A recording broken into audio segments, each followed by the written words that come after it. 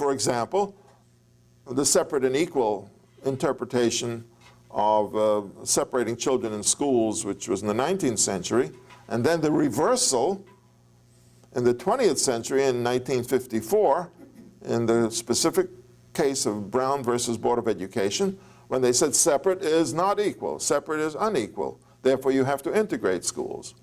This led, of course, to many problems, a lot of litigation, and it's still not settled. The problem is that interpretations may vary. About 1962, the American Jewish Congress and the American Jewish Committee and the Anti-Defamation League and a few other organizations, the Synagogue Council of America, won a case in the Supreme Court. According to their definition, the First Amendment says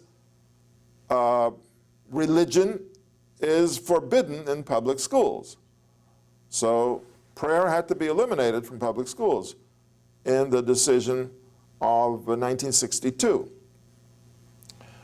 It's been attacked, and there's a lot of pressure.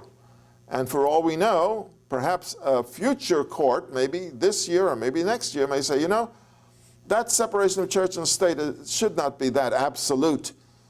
And it really means, if you read the Constitution, and it says, Congress shall make no law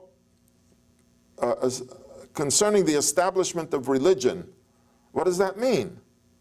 Well, they would say, well, that means there should not be an official church in the United States. And that's what it might have meant back in 1789. But it was interpreted to mean we cannot say prayer in the public schools. Now the court may say, well, wait a minute. It doesn't say you're not allowed to pray in the public schools. It says there shall not be an established religion in the United States. And there is none. Every religion is free and equal. And therefore, you can pray in public schools. I mean, this is what legal interpretation can do. You can change your opinion depending on what you think and also who's on the Supreme Court. And these are the things that worked in it.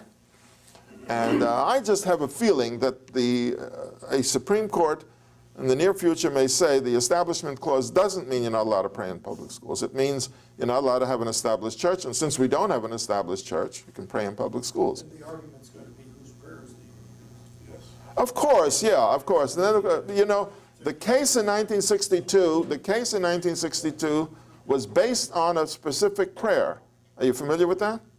1962, the decision was based on the prayer composed by the Board of Regents of New York State, which was a neutral prayer, and you think would not have offended anybody except an occasional atheist.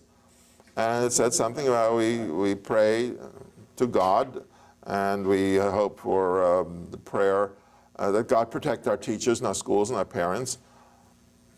You know, it was as neutral as it could be. And the Jewish lawyers argued that it is unconstitutional. It's an interesting, I read through all of these decisions. The 7 lawyers who fought against prayer in the public schools were all Jews and all representing Jewish organizations.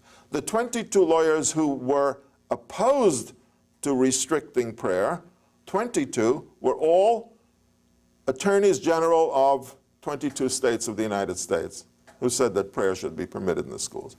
When the decision was made, and a lot of people objected to it, the one most interesting objection was by the Lubavitcher Rebbe, who said that this is a terrible law, and Jews should use everything in their power to overturn it, because, he said, even if it's a neutral prayer, the fact is, if children hear the concept that God is superior and supreme, it will have an effect on them which is a good effect. So you see, there were various differences of opinion.